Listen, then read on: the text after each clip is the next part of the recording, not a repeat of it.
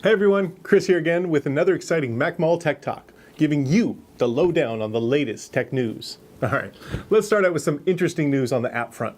A few days ago, tiny little company, you may have heard of them, called Instagram, they unveiled a brand new app called Hyperlapse. That's a pretty cool name, but even cooler is what this app does. This is an app designed to edit the videos that you take on your phone or video camera, giving them a steadier, time-lapse professional look. Now let's break this down a little bit. All of you people that ride down the side of a volcano or jump out of planes with a GoPro or a Sony action cam strapped to your helmet or shoulder, all that jitteriness is removed, and the way the company does it is super cool. They 3D map the entire trajectory of your video and then smooth and blend all the frames together to give you one smooth photograph. It's really worth checking out. It's called Hyperlapse. Now, in other app-related news, Apple is set to unveil its brand new iOS 8. And with that, they've included something called HealthKit, which is a pre-installed app used to monitor your health and fitness. I'm really big into health and fitness apps on my current iPhone, but what's really important now is that all that data about your diet and exercise, that could be a gold mine to certain advertisers. So Apple has announced stringent privacy policy that will prevent all third-party apps from using this personal data for anything other than informing users of their health.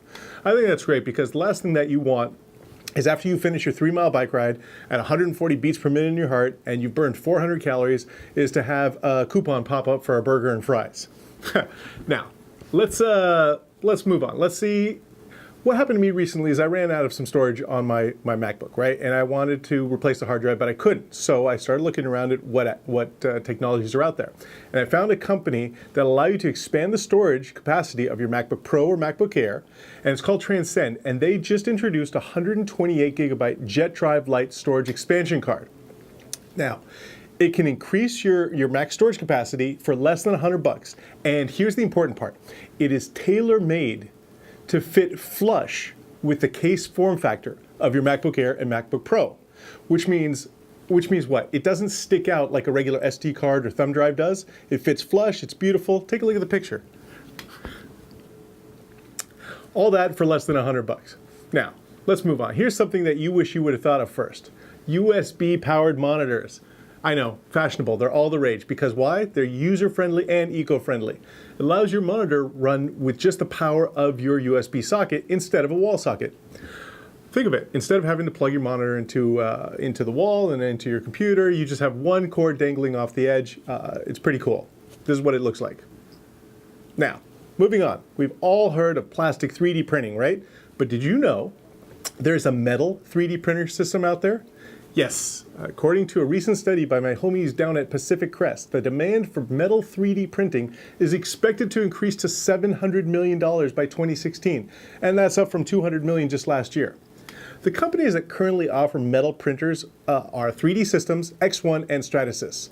And one of the biggest advocates for metal 3D printing is General Electric, who currently uses 300 3D printers in its facilities. And it is looking to adopt 3D metal printers very soon. Now, I've seen one of these behemoths, these metal 3D printers, and the way they work are really cool. But it's a big, scary machine that has to be enclosed in a lead room because if one of the lasers goes errant, it could cut a man in half. And what they do is they take a pile of stainless steel powder, and then with high-powered lasers, they just beam and shape something from scratch, and the resolution's constantly increasing. It's all pretty cool. Check it out. Now, that's all I have for you today. So if you like this video, and make sure you give it a thumbs up. And if you want to get more tech news and reviews, be sure to subscribe to our channel. Last thing, if you have any questions or comments about today's topics or anything tech related, please let us know in the comments section below. And as always, thanks for watching.